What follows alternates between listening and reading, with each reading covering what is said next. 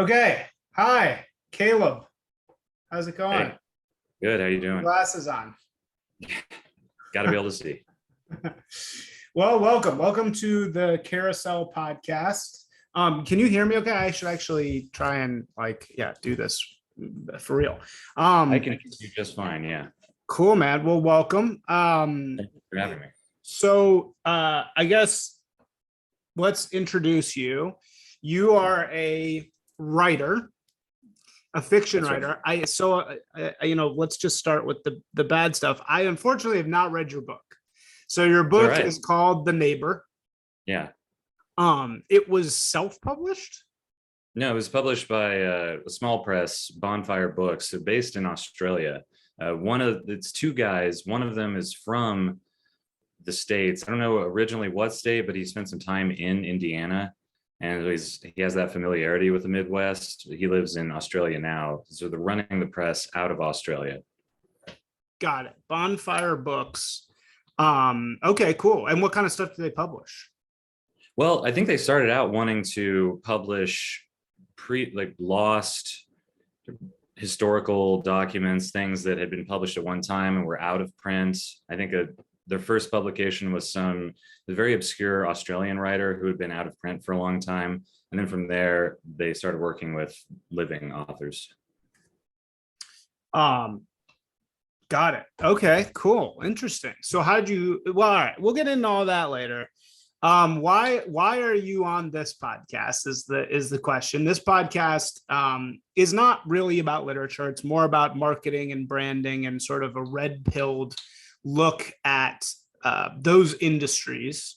I think that you are on here because we connected on Twitter, and there's this sort of pod of us, which includes the New Right guys. It includes this TR Hudson guy. I mean, I'm really just kind of new to this world, but I'm really enjoying the people I'm meeting. There's some great writing. I've heard really great things about your book. So I know Dan from New Right says your book was really great. So unfortunately, I haven't read it. So I just want to let everybody know, that's why we're connected, because we're sort of part of this group of, what would you call it? What would you call this group? I would have maybe call it a loose association of malcontents. A loose association of malcontents. Let's go with that. An LAM. Right.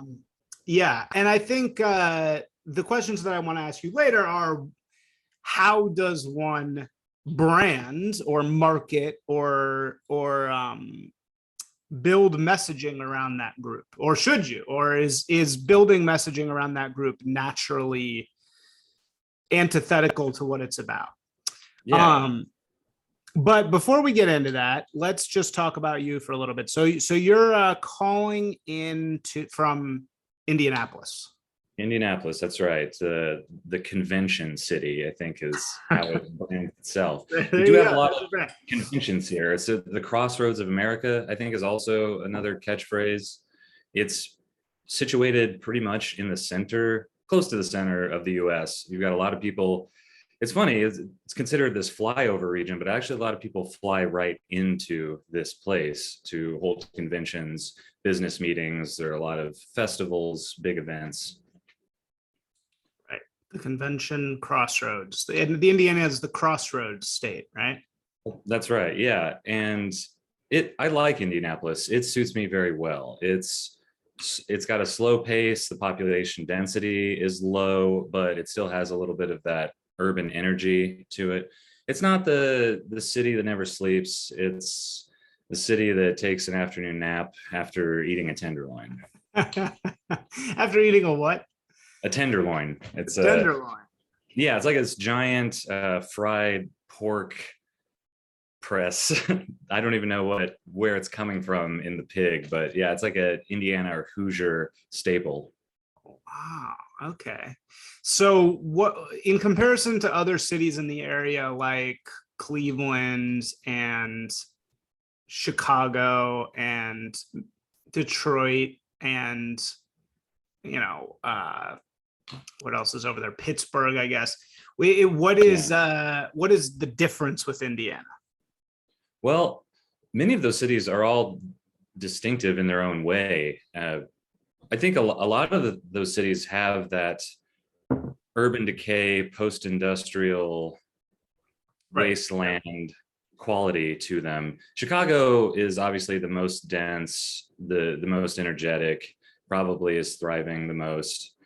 Detroit, I visited recently, and it's even more sparsely populated, I think, than Indianapolis right now, or at least it feels that way. I don't know the actual population numbers, but there's not even a rush hour really up there right now. It's very quiet. You can see tumbleweeds rolling down the street. Indianapolis, though, I like to characterize it as a series of overlapping small towns. Like LA. Is that, yeah, I've never been out there, so I don't know Really? what Oh it's yeah, like. you gotta make it out at some point. But I yeah, would like, yeah, but it's, you got that outer ring with the heavy traffic, rush hour thing going on, but within it, it's, you just have all of these little neighborhoods, and some of them are nicer than others. You still have quite a bit of that blight, the fallout of that post-industrial development, but there's a lot of gentrification too. There's some nicer shops. There's some cool spots. You know, if you're like the foodie type or that kind of decadent, you can still find your avant-garde Dutch baby pancakes. There's still that higher end service industry stuff going on too. yeah, because you've been in the service industry for a while, right? I mean, you're kind of That's right. always in and out of the in service industry, which we'll get to. Um, Yeah. Cool. Yeah, no, with regard to Detroit, I mean, I've been to Detroit a few times in this current era, and it really does feel like it's the kind of post-apocalyptic. I mean, this has been said 80 million times in different ways, but yeah, it does feel very desolate. Like, whereas, yeah, in the few, I've been through Indianapolis a few times, it basically feels like a small city. I think Yeah. all small American cities have this same kind of feel. So like whether you're talking about Oklahoma City or like Kansas City, or most of those places have this same like, kind of like uppity vibe. It's like, oh, Yeah. yeah, we have such and such entrepreneur is building a new Yeah. multi-use, like it's always called like, the foundry or the, Sure. The which is like, Rubicon. well, yeah, exactly. And they all have that same kind of like vibe. Reno is like that. Reno has this like new, exciting beer scene. And Indianapolis Multi-use commercial space or something like that. It, like luxury apartment suites with commercial real estate built into it as well. Yes, exactly. Right. Yeah. Where they're charging the most they can for the suites above. And then there's like stylish, there's a a Shake Shack, and there's all the there's a studio and a yogurt shop. and a yogurt shop, right? But none of them are actually local. It's all this kind of pretend localism. Yeah, no, well, that's cool. I mean, it's good that you like it out there. Are you in the city proper, or are you kind of outside of it? Yeah, I am just east of downtown. The downtown area, that's all the skyscrapers are concentrated within a few blocks. And then from there, things flatten out quite a bit. And I'm about half a mile to a mile away from downtown. I'm in a neighborhood that is uncharacteristically pretty for the city. Yeah. It's like this, it's not the prettiest city. That's easy to see. It's not terrible, but it's not necessarily known for its beautiful lanes. But where I am is it's almost like cut out of a different time and place. It's called Woodruff, and it's these 3 streets with esplanades and fountains and sculptures of deer, and there's really nothing else quite like it in the city. Oh, that's cool. Yeah, I'm from the Midwest myself. I'm from Chicago, and I'm always struck by how not beautiful the landscape is. I've lived in New Orleans, I've lived in Chicago, or I've lived in San Francisco, I've lived in LA, I've lived in New York, I've lived in Europe, and it was like I grew up in Chicago where there was basically no features. Like there was no, there was no hills, there was no woods, it was just like this blank space. Whereas then you go to other places and you're like, whoa, this is like really physically beautiful. Right. And I think the Midwest is just not a very, we'll get to Midwestern lit, which is what your blog is called, but the Midwest is naturally not beautiful, I would say. Yeah.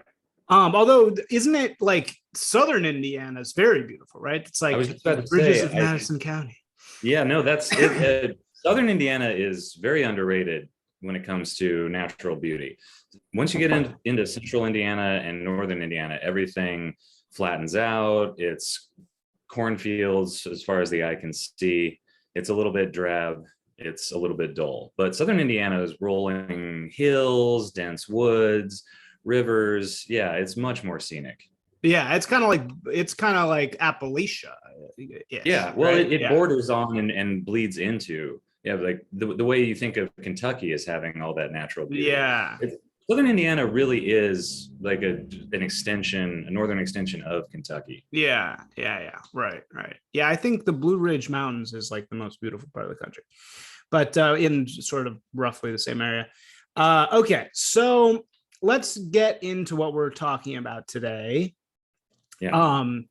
The note I have here is we're talking about outsiders. So I've talked about being an outsider. We're talking about being outsiders as writers, yes. Malcontents, which, I mean, if we're being honest, every great writer has, what great writer has ever not been that? Is there any great examples of writers that are, I don't know. I'm sure there's examples of writers that are like really, inside, I guess, like I'm very well adjusted. Yeah, right. Like I love this. Yeah. So, it's funny that because there's so much, whether it's valid or not, criticism about like, oh, it's so boring to hear white men talking about their individual struggle to come to terms with their identity, their injured emotions. Yeah, and like, oh, because that's what all writing has basically been like forever. I mean, outside of course, like playwriting and things like that. But yeah, it's like, even Faulkner, all those things are basically about like what it is to be a man. Sure. But at the same time, hey, like if that's what good writing is, or that's what works, then what, you can't force it to be anything else. And we are still men. Right. Yeah. What am I supposed to like pretend? I remember when I was working for LA Weekly, I had this editor who was not a good writer. He was a bad writer, but he left and he wrote a book, and I was writing my book at the time, my first book, which was a total piece of shit. It was like the first thing I ever wrote. And so I was just getting the wheels going, but I sent it to him and I was like, hey man, can I talk to your publisher about this? I just want to see what he has to say. Is there any chance for this, etc.? And this was a guy that I was like pretty close with as a writer. He kind of found me and got me writing for LA Weekly. But I'd written a couple pieces for LA Weekly that were about being kind of like a disaffected. It was like contrarian pieces. I wrote an anti-Kendrick Lamar piece. I wrote a piece. Yeah. I'm interested in reading that. Yeah, I mean, all this stuff was so long ago. But I wrote a piece about going and meeting Chief Keef, the rapper, and it was like very much like fish out of water. And I remember it was very shocking because he had been very friendly before, and I sent him my stuff, and he was like, "Oh, no, I can't send this to my editor, to my book editor." And I was like, "Why?" And he was like, "Oh, because you have a distinctive voice of otherness in your writing." Not even. I was like, what do you mean? And he was like, "Oh yeah, you write about like other people like they're the other." And I was like, "You other people." I othered other people. I was like, what am I supposed? I'm supposed to write about like Kendrick Lamar. I'm supposed to write about Chief Keef, like, total gangster, as if like I'm like him. Like I am totally different. Like what am I supposed to say? Had a more refreshing perspective anyway. You want? Right, exactly. And also my articles always like got 10 times more traffic than anybody else's because they were like that. But anyway, so we're talking about being an outsider. you wrote the idea of outsider in the sense of brand identity versus being truly on the outside, not having any group at all. And I just want to read a passage from your writing. And to give everybody a little bit of context, what we're talking about again is this group of writers that is on Twitter. We're on the internet, and I think Delicious Tacos is one of them.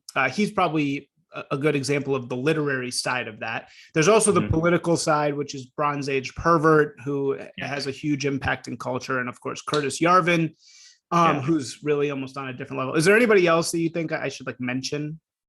No, I think that's a good list.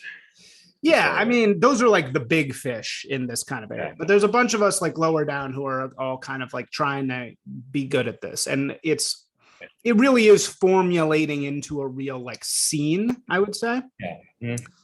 And it's very outside. It is very much like we are the losers. We're the kind of like we've been ignored, and now this is our voice kind of thing. Yeah. And so here's you in this great passage talking about this world that we're in a little bit. And you say, according to the internet, these cold showers should improve my mood, lower anxiety, turn me into a Navy SEAL. And you're talking about like in this world that we're in, there's all this kind of bodybuilding stuff and all these physical challenges. Sorry, what? The self-improvement. Yeah, a lot of self-improvement, kind of Jordan Peterson-ish stuff. And so according to the internet, these cold showers should improve. Oh, and your shower stopped working. So you could only take. Yeah, I'm taking cold showers because the hot water heater malfunctioned. Because you actually have to. So according to the internet, these cold showers should improve my mood, lower anxiety, turn me into a Navy SEAL. Like all supplements and motivational thread tweets and stirring YouTube speeches about living with urgency or unlocking your true power, cold showers do nothing. I've tried every breathing method, meditation program, organizational approach, time management trick, sunning your butthole at the meridian and eating grilled elk penis, reading the Stoics and the skeptics and the moralists and the church fathers.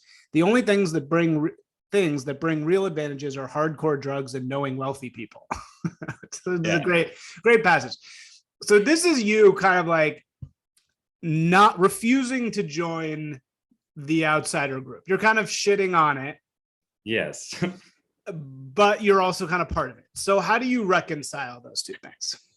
I reconcile it by saying, on the one hand, I am not exclusionary in what I'm trying to do. I want as many people as possible to read me and enjoy what I'm doing. And I don't intend to make enemies and draw lines. But that being said, I also can't resist mocking things that I see as silly or as maybe even insincere, or maybe it's not a question of sincerity or not, but things that seem like obvious grifts, like taking advantage of people's alienation or isolation, the lack of structure in their lives, and then turning that into a mass product, into like the advice industrial economy. I'm very critical of that, and I like to mock it, especially because it puts on such airs and it takes itself so seriously so much of the time. And that's very difficult for me to resist criticizing. But at the same time, I can be friends with all these people. I don't really care. I'm not trying to banish anyone. I'm not trying to exile anyone. I'm not trying to form camps. I don't want a following that views what I do as incompatible with anything else. So like if you like all that stuff, and I'm not even saying it hasn't benefited anyone. It probably has. Like there are certain there are people out there who probably have gotten a kick in the ass that they need from some of that material. And I wouldn't want to take that from them. But I also do think you can reach a point where a lot of that stuff becomes very formulaic. It gets really tired. You see a lot of imitators, and that sort of thing starts to get on my nerves to the point where I have to take some shots. Yeah. Okay. So when we're talking about that stuff, what do we mean? What are we actually saying? Yeah. What is being sold?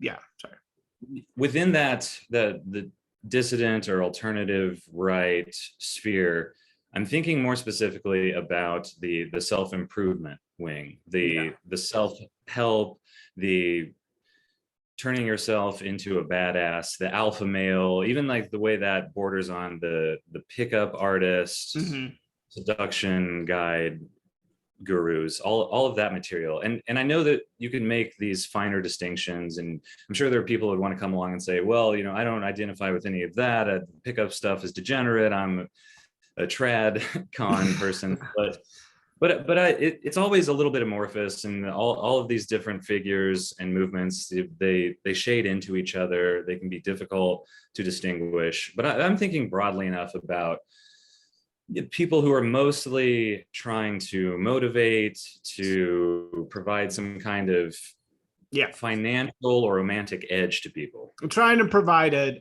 quick solution, right? Yeah, and it's funneling people into some kind of paid subscription or service. Yeah, right. And there is so much of that. But what I want to get at is, what is the substance of what we're talking about? Like, what is the nature of it? So, right, there's, in any movement, right, there's grifters, obviously. And it's very disappointing in our movement to see grifters selling, I'm a badass, come take my however much a month course on how to like get your own clients, and which is like, it is so funny. Like, the whole internet is full of rock star entrepreneurs who are going to teach you how to build your business like them. And then it's like, okay, what was your business? Yeah, my business was teaching entrepreneurs how to build their business. It's all this grift, and it kind of like goes on and on forever. All that's going to happen in anything, right? I mean, I don't know, maybe the left doesn't really have that, do they? I mean, like, is there like Antifa? Is that like, in the world of Antifa, is there like, here's how to build your communist blister? There still is that like podcast Ponzi system, I think. They're probably not marketing it the same way. Yeah. And they're what do they sell? What do they sell? They must sell something. Yeah, how to like community garden shares. There you go. Yeah, it's like sign up for the feminist battered fruit box. That's what you need to take my period blood painting. Right. Yeah, that's funny. But the substance, I'm not sure if this is exactly what you're driving at, but the way I'm looking at it is that I think a lot of this arises out of a kind of hollowing out of social structure and familial, like organic social bonds. I think there are so many people who were raised in these environments that were totally devoid of structure and instruction, guidance, like traditional wisdom, things that were passed down, things that would be transmitted by your grandfathers, fathers, family members surrounding them. I think a lot of people really lacked that and have been lacking that for a while. And so it's very easy for them to latch on to people who seem to play these fatherly or grandfatherly roles, people who seem to know what to do, because they've lacked these resources. Right. So it's like filling in the space where traditionalism, paternalism, religion, these kinds of things used to be. Yeah, you grow up being told your whole life you can do whatever you want. That sounds empowering on the surface, but a lot of people find they have no idea what to do, and they actually really enjoy being told what to do. And it's only a matter of the right voice coming along and being seductive and charming in the right way. And sometimes it's a matter of giving voice to the resentments that build up and the frustrations that arise from trying to do your own thing, trying to figure out who you are and what you want to do, and encountering obstacle after obstacle, or realizing that there seems to be a void there. You don't even have anything within you outside of all those external influences. So then it's a matter of, well, who seems the strongest, who's the most compelling, and are they also recognizing all of my frustrations that I've experienced along the way? Right. So in this world that you've found yourself in, and I've found myself in, what are the things that it is offering? Like, what are the not positive isn't good, but what are the substantive characteristics of this world? So, like, if we were to talk about the beats, right? So the beats were disaffected, they were rebelling, they were, and they were basically like, life is not about tradition, it's about experience, it's about doing drugs and having lots of weird sex and just sort of absorbing the world and being free, and not about duty but about like life. Yeah, Expression. And we're almost the opposite, right? Yeah. So do you find yourself, do you like, why have you personally, do you have an ideology? Do you believe in any of those types of things? Like, why are you fitting in here versus in Antifa period blood world? Well, I do think I have found myself in this place because, as I was saying earlier, I early on in life very much bought into the ideology of individualism and doing whatever you want and rejecting tradition and subverting authority and living on your own. And there have been some benefits to that. I'm not going to say it has been entirely negative, but I encountered enough setbacks along that path of doing whatever I wanted that I at some point took a step back and started to look at it critically. And then I started seeking out other voices, people who probably had had similar experiences and similar thoughts, who were looking over this historical period where people had been set free to do whatever they wanted, and they were cataloging the pitfalls of that, like the errors that people made, and not just individual errors, but the social effects of that. And so I'm mostly interested in this as a form of social critique. And I'm not so, like, I'm a little bit more hesitant when it comes to positive prescriptions. Got it. And saying, well, because things have gone awry, here's exactly what we need to do now. Yeah. You get a little bit of, like, I think by nature of criticizing something, there are going to be alternatives that pop up. Like, you're going to start outlining other possibilities.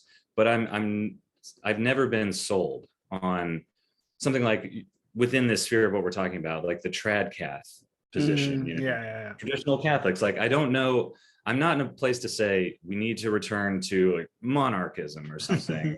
We need a king. We need to listen to the Pope. We need to go exactly back to the way things were before.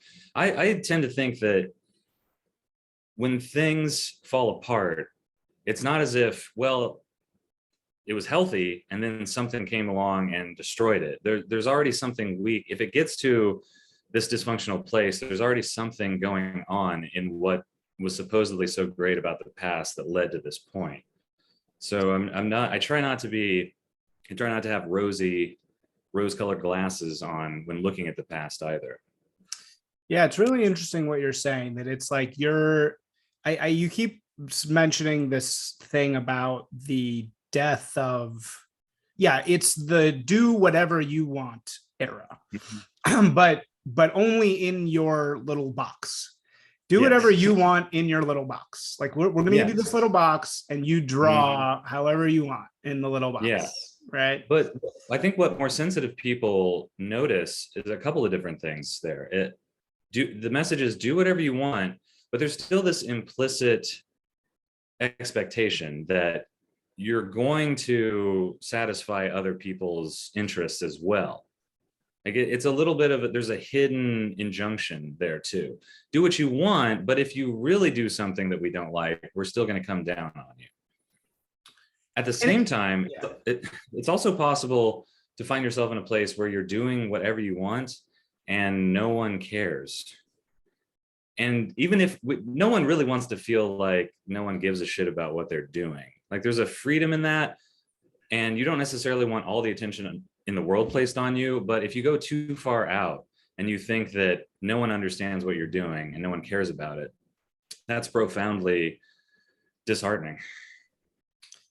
So you're saying that like the limits of this do whatever you want thing are, on the one hand, if you really do something we don't want, we're still going to enforce. And then B, in doing what you want and everybody being able to do what you want, it's isolating because, you know, most people, people aren't going to care about what they do. Yes, right. And you have to think of it socially, not just what you want to do. If I'm concentrated on what I want to do all the time, that means everyone else is too. So it's not as there's going to be much more limited. Yeah, it's like, well, they're obsessed with their own project, so they're not going to be paying attention to me. And I admit that it's something that I struggle with too. Like there are times when I feel incredibly selfish or self-absorbed or even narcissistic. It's a pretty abused therapeutic term at this point, but I notice how all these other people are doing all these things. And I almost want to dismiss a lot of it and just preemptively think, it probably sucks. It's not worth my time. Maybe it is. Maybe it's better than what I'm doing, but there's only so much time I can even spend on checking out other people's material because I have to devote a considerable chunk of time to developing my own craft. Yeah, it's also just like expression out of control. It's just so much expression. And that's why it's, you know, really tough to be naturally who people like you and I are, because it's like, yeah, we are people who are expressors. And not that everyone isn't to some degree, but we just kind of got unfortunate because we're born in a time in which there's so much air. It's like unlimited air. And there the other things, you know, like the water and the earth and the fire are very low. So I think like if you're a builder, you know, if you're somebody who like builds restaurants, like in a way right now, you're going to have a little bit of an easier time because there's just not a lot of you. Whereas now there's a million of us. There's so many people expressing. So it's like talking floating heads. Yes, everything is floating. And I think that's also why identity itself has become such a performance, because it's like you're floating around in the air. You can call yourself whatever you want. You know, it's like, and that's why I think the word based means like against that, because it's like earth. It's like coming down to earth. It's like being tied to something. And I think what you're saying is the ties to anything are gone. And that comes from a liberal society. I mean, this is what Moldbug talks so much about. It comes from progressivism. It comes from the dominance of liberalism. And it's reached the point where it's like, okay, well, you're now just unmoored. You do whatever the hell you want, right? You know, dress up as a girl, you know, get your dick chopped off, you know, do whatever it is you want to do. As long as you aren't the one rule they have is harm. You can't harm anybody. You know, that's the one thing you get. Harm yourself if you want to. Right. Do whatever you want to yourself, but don't harm anyone else unless they want you to. Then maybe it's a little bit more nuanced. Then you need consent.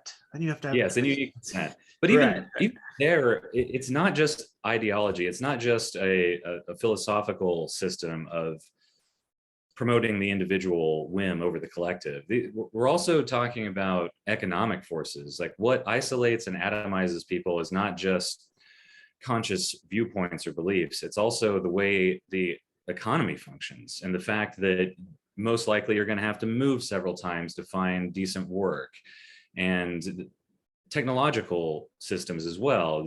Yes, you can stay in contact with people, but that also makes it a little bit too easy to break away from organic social bonds and communities. So that there's this ideology that valorizes all of these other things that are going on as well. It's economic, it's social, it's technological. Totally. Yeah. I mean, what they want you to basically be doing is living literally and figuratively in a box and being productive, buying, you know, they want, Menaquinone talked about this in his heyday. You know, they basically want you stuck in a box, clicking content, ordering food from, you know, large tech companies. They want to just give you that. They want to plug you into the matrix, really. I mean, but I think the aim there economically, especially if you're looking at this from the perspective of, you know, transnational corporate interests, they want you to feel stronger attachments to products and services than you do other human beings. They want to strip away your natural human longing and emotional profile that's tied very closely to your relationships. They want to scrub all that away and then replace that with attachment, commerce, right? Product, Yeah, services, branding. Yeah. They want citizens, and they want to like wrap you in saran wrap and then just have you there whenever, they want to have this like very one-to-one relationship with you. So they try and tear down all these things that tie people to each other that they can't control. And they throw in, like, even sexually, right? Like condoms. What is a condom? A condom is literally like them getting in between you. It's like because they can't control that. You can have casual sex now. All you have to do is not actually connect with anyone. Right, exactly. Yes, you just simulated connection. And that, so my biggest fear though with our movement, and the reason why I like you have a certain amount of distaste for certain elements of it. Mm-hmm. And I'm a total outsider myself. Like I'm a total, like I really am not a joiner. There's a great Jonathan Franzen has this great essay about going to Antarctica and watching the penguins. And he talks about not being a joiner. Like he's just never joined. And I'm totally like that. Like as soon as people start joining up, I'm like, nah, like, like you guys are fucking cheap. Yeah. But at the same time, I will be honest, the happiest times in my life are when I'm just like roving around a city with the bros, like that's the best, when I'm the happiest, probably. Right. I kind of forgot what I was saying, but the question that I have for our group, which I am now dedicated to, like, so I'm now dedicated to like being a part of this. Yeah. Is my whole thing though is let's get together in person, which I talked about this in the last podcast. That of course makes you sound like a narc, and it makes you sound like, oh come on guys, like let's exchange, let's go blow up the something, which I'm totally not doing. I am so not like that. Is not at all what I'm doing. Not advocating anything like that whatsoever. But I am advocating deliver a box to this building and then walk away and everything will be fine. Don't worry about it. What did you say? Go to the what? Like, I just need you to deliver a box. Oh yeah, right. Building, and it'll be cool. Yeah, that's all I'm asking. But at a certain point, to really fight this thing that we're talking about that isolates us, we have to get together. That's the only way. It's the only way to really fight. And my fear that I agree with you with is these guys are out here, sunning their balls and doing 500 push-ups a day. You have another great thing of you doing 500 push-ups. Yeah. They're doing this shit. And do you know about the Beautiful Ones experiment, the John Calhoun thing? Yeah. Well, the mice, the behavioral sink, right? Caudell study. Yeah. Yeah. So they put a bunch of mice in like mouse utopia where there was endless food and endless everything. And they replicated really, really fast. And then they reached a peak and then everything changed. And the mice started fighting each other. The women started biting the men and biting the other women. And something really interesting, the reason it's called the Beautiful Ones experiment is something really, really happened to like 40% of the male mice, not the females. The males isolated themselves and just groomed themselves all day and didn't fight. They didn't do anything else. They just sat and like groomed and ate. So they became, they called it, wait, sorry, what? They checked out. Yeah. There was no pro-social behavior at that point. Right. And they checked out. And not only did they check out, they like took all that, whatever pressure they had, they took their willpower and they turned it into becoming this like giant, beautiful, fluffy mouse. Yeah, right. So I really worry that like the weightlifter crew, I really respect them and I like what they're saying. And I agree that physical health is really, really important. Yeah. And they think like that, in Nietzsche, it is important. I do believe in the voice of the body and that it's equal to the mind. I believe all that ideologically. Yeah. But I also worry that they're becoming beautiful ones. They're just isolating even more and they're becoming these beautiful structures. Yeah, that's my concern as well. A lot of this advice, it seems to sure, let's begin by saying it's better to be fit than to weigh 400 pounds and need gastric bypass surgery. It's better to have some independence from the American medical system. It's of course, you're way better off if you don't need to go to the doctor every week. If you don't need statins, if you don't need all this blood pressure medication, all that's great. But it reaches a point quickly where you're just obsessing over minutia to the detriment of cultivating relationships. I think that's the danger. That's my concern too, because a lot of these routines that people formulate, they seem imbalanced. Like it's one thing to eat healthy, it's one thing to move around, but if you're reading you can't go out to eat with your friends because you're going to encounter seed oils. If you can't mix in with polite company because you're going to touch a receipt, or you're going to encounter some kind of estrogenic property, and I think you need to be careful there. You need a different perspective. You need to really, what's going to make you feel better is having healthy relationships. Totally. Like, healthy body is important, sure, but it just seems that some people's lives are now so structured in the opposite direction, where every last moment is way too individualistic. It's based solely on maximizing your performance in all of these different areas and tracking all these metrics, that you're probably going to lose sight of things that are genuinely much more important, much more crucial to your flourishing, to actual happiness. No, I totally agree. So how, before we get into what happened with the Passage Prize, which is where we'll go next, how do you cultivate those things in your own life? How do you cultivate relationships in IRL as an outsider yourself? That's a good question. And I will begin by saying, cards on the table, I still, to this moment, feel fairly atomized. I am more isolated than I would like to be. And I think much of my own psychic distress stems from my feeling or experience of isolation.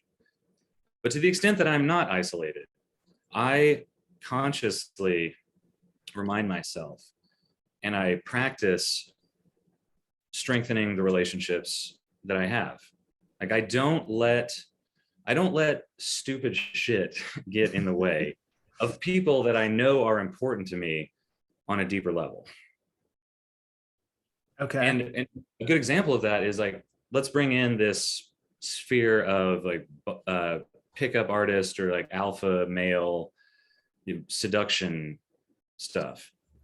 Like they're very quick to, and this happens in different areas too, like they're very quick to load you down with a mode of evaluation that has you ruthlessly cutting people out of your life very quickly. And there are certain instances where that's probably useful. Like, sure, there are definitely guys out there who are taking way too much shit from people who really don't have their best interests in mind. And maybe they do need a little bit of a boost from these other voices to stand up for themselves. But again, the danger there is that you're applying these standards to people who you really do have stronger bonds with. And you don't want to be too quick to let an arbitrary or a blanket standard suffocate something that is still vital in your life. Like, I don't know, maybe this is like a little bit of a silly example, but I think it still is apt enough. Like, you wouldn't want to be like, well, I listened to all these YouTube alpha males and, I broke up with my girlfriend of 5 years because she told me she went to Cancun when she was 20. Like, I don't need these sluts in my life. Yeah. What's your body? Yeah, it's like, dude, you like, okay, so I guess now you're proud because you didn't tolerate a whore, but like, who's gonna hold you at night? Like, these podcasters they're not gonna keep you warm. They're not gonna take care of you when you're sick. Like, you need to maintain perspective, I think. And I don't even know who exactly I'm talking to, but that's just something that I always keep in mind, is like, if you spend too much time listening to some of these people who are aiming at a very low level of functioning, and you try to apply it to this much more vast middle ground of ambiguity and gray area and exception, I think you can get yourself in a lot of trouble. Yeah. And I think it happens because it feels good to remove yourself from the messiness. And and I think the other side of it, it's total inclusiveness. So you just end up with this brown, disgusting, abhorrent mass where anybody can do anything. It's like, oh yeah, go fuck whoever you want, Sarah. Yeah. And then it's like, ew, no, we don't want anything to do that. And so we react by isolating, dividing ourselves from the mess, from the muck. Yeah. But at the end of the day, in order to really get anywhere, the heroes among us are going to have to tangle with that stuff, which actually I think Bronze Age Pervert talks about. So without getting too far away from it, I think there's a kind of a segue into the passage prize things, because we're sort of talking about like purity tests. And I think something that happened with you with Passage Prize sort of involves that. So can you just tell that story? Yeah, Passage Prize. And I don't even know that much about the background of this. This is another one of those things that I only investigate so deeply, but it pops up, it's on my screen. I'm friends with some of these people, friends online at least. But I believe it was run by, there's a character named Lomez, but in conjunction with this fairly notable figure, Zero H.P. Lovecraft. It's like a bigger name in the dissident rights sphere. And he's just so we establish who he is, he's a very big name, and he writes fiction. Mostly. Right? He writes like sci-fi, but he's been like in this cyberpunk. Yeah. Okay. Yeah. And he's a bigger name in that room. And I also, even before this, never followed him that closely. And I never had a huge problem with him. His stuff really isn't my style. I don't care that much for the cyberpunk, the dystopian, the stuff that really lays on the whole, they're trying to make us live in the pod and eat the bugs thing. We're all dabbling a little bit in that, but I think the emphasis is very strong for him on that. And so it's not my favorite thing, but had no problem with it. But he was a judge of this Passage Prize. And I think the idea was, all right, art is dominated by the left. Literature, visual arts, movies, the culture in general is very far left leaning. So we need to counteract that. We need to establish artists on the right. We need these voices with a conservative, a reactionary perspective. And to build this up and to make some noise, we're going to hold a contest. And Zero H.P. Lovecraft was a judge for the literary category. I think there was a painting, and there was like a nonfiction, there was fiction, and poetry. And Curtis Yarvin was a judge for poetry. There's this guy, I don't know, say some like fat Italian or something. Gio. Yeah. I've heard of Gio as well. Yeah.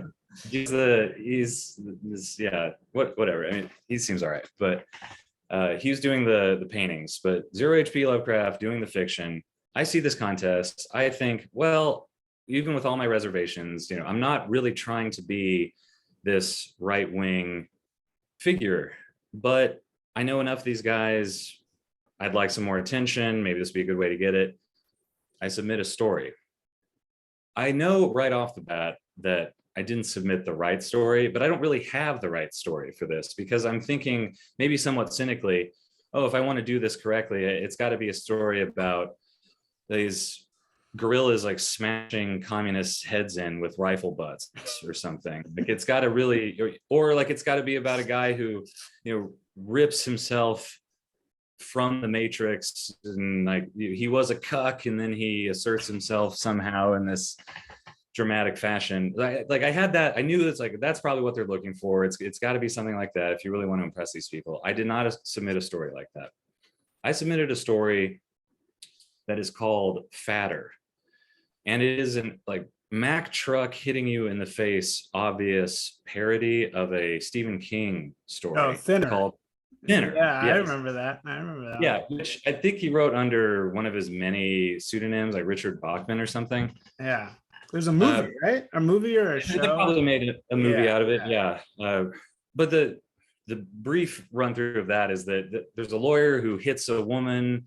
He's like this incredibly obese lawyer, hits this woman, and I don't even know I don't remember the exact details. He either hits a woman's daughter, he kills somebody that's dear to this woman who's a gypsy, who then curses him to continuously lose weight. He doesn't know what's going on. He's wasting away. He's got to figure out what's happening and reverse the curse.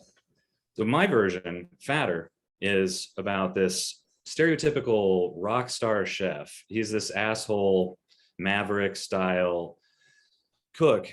He runs his own tasting menu restaurant, and he serves a woman gluten who has a gluten intolerance. And she's also this gypsy new age character, and she curses him to continuously gain weight.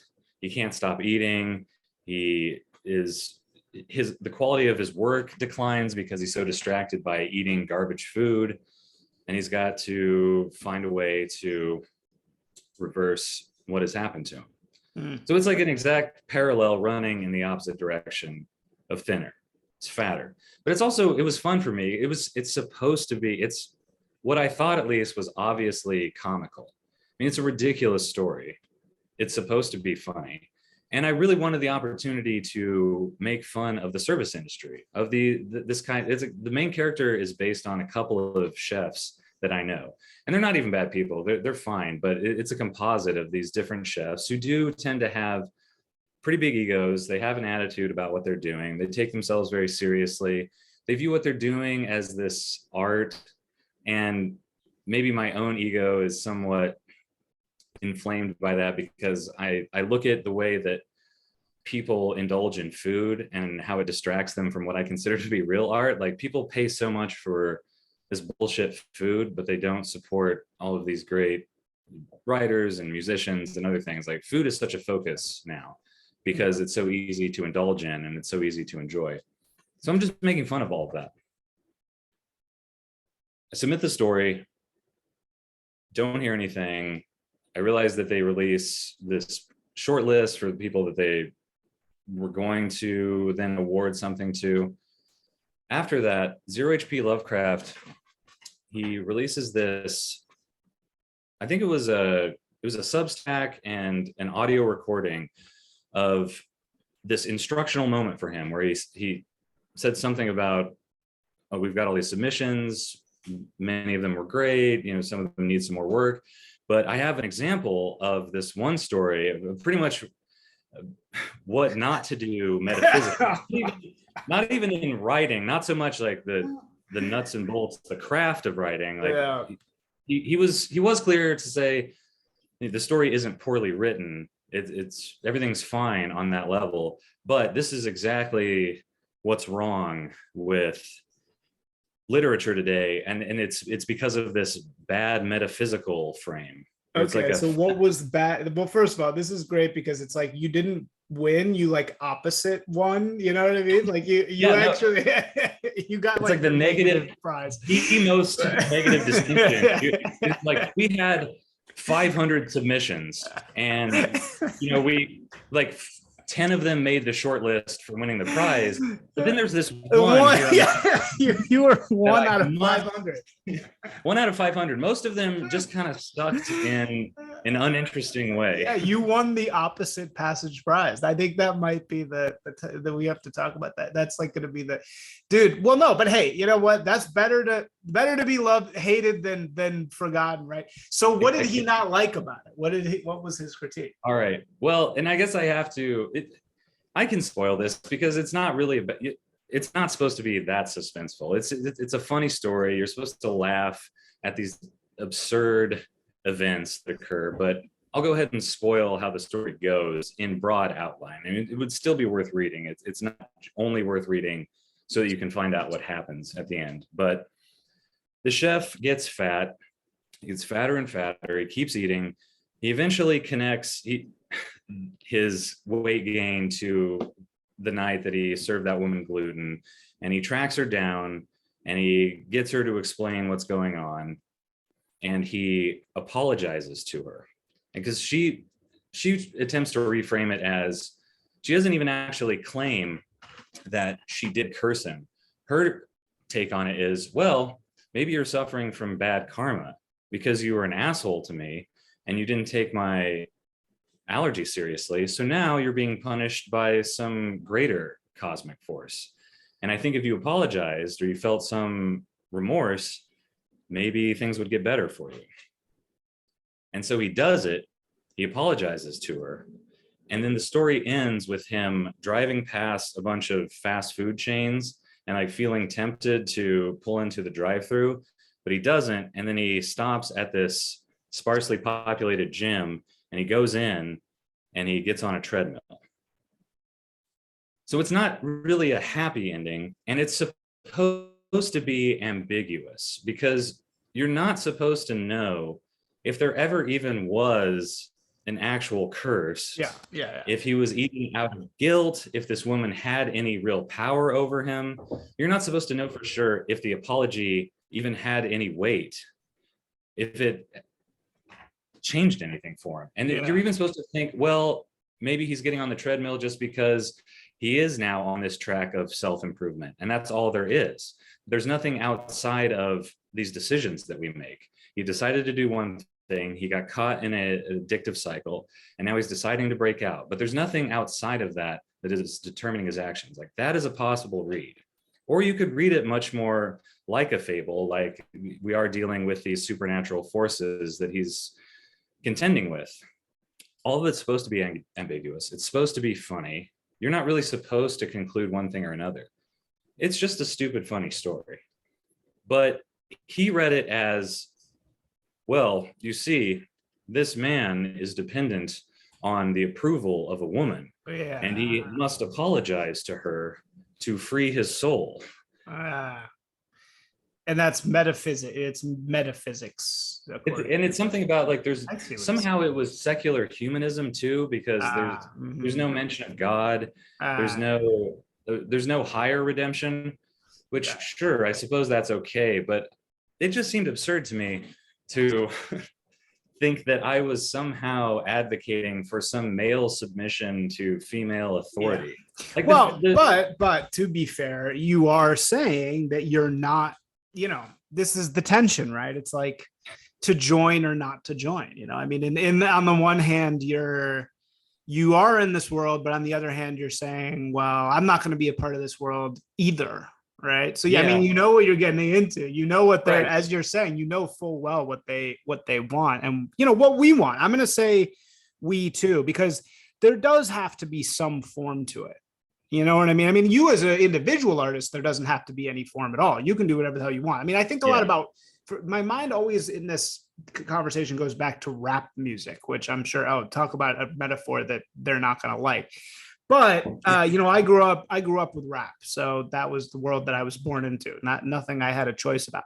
And rap, the rise of rap was all kinds of different things at once. There were people way over here. There were people way over here. There were true gangsters. There were people who were really,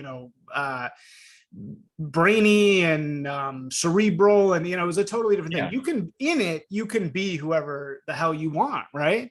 But as in finding your little corner and finding your little brand, right, of it, it's about understanding where you fit in it, right? It's like a way where, like, if you're applying to the gangster rap conversation, like, you're never going to win the gangster rap competition as a, underground, like, atmosphere type rapper, you know what I mean? Like, you're just in a different area. And I think that you're just in a slightly different, like, you're providing a little bit of the same thing. You're just in a little bit of a different area, like.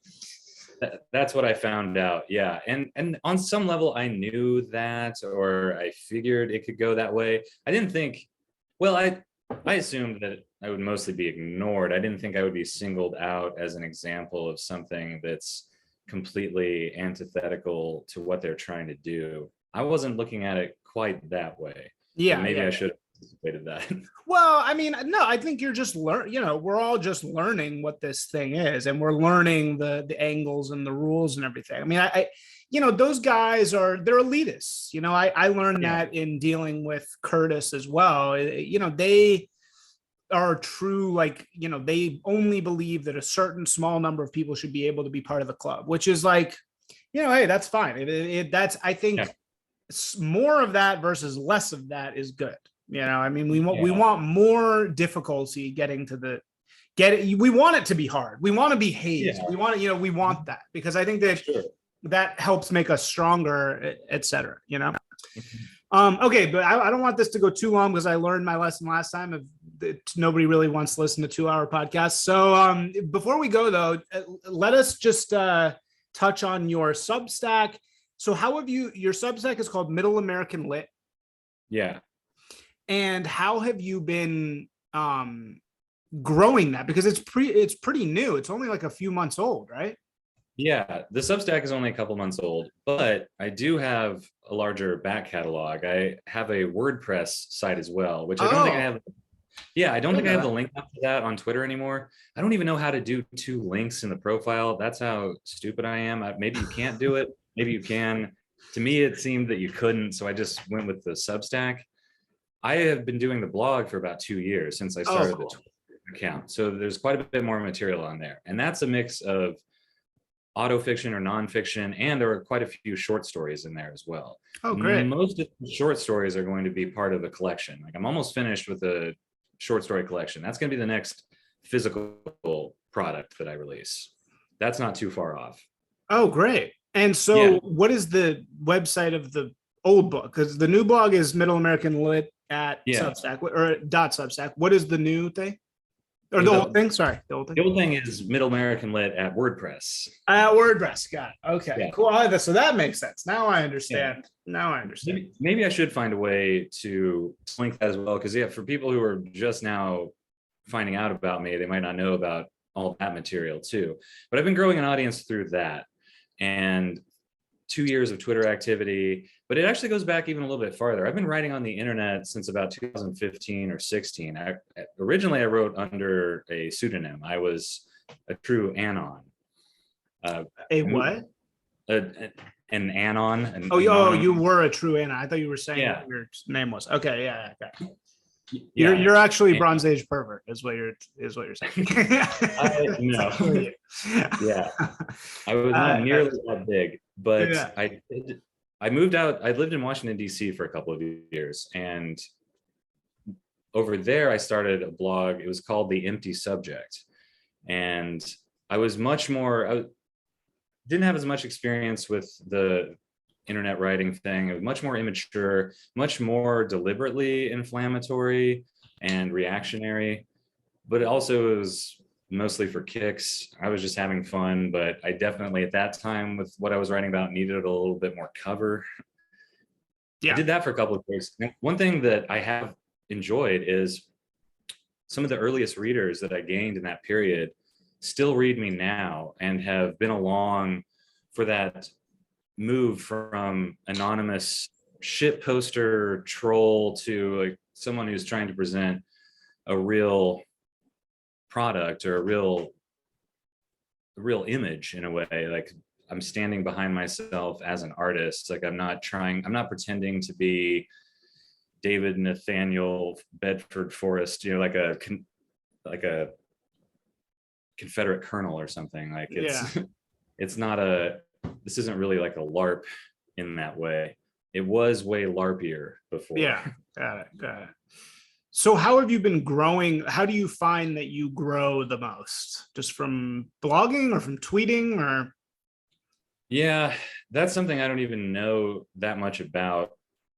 I think tweeting, I don't even want to spend time on this, because tweeting seems like something where you're only getting a certain percentage of people who notice your tweets who then read the rest of your material. Yeah. Right. It's probably like 1 out of 10 or something. So like, for every 10 people's attention you get on Twitter, one person will then look at more substantial work that you've done.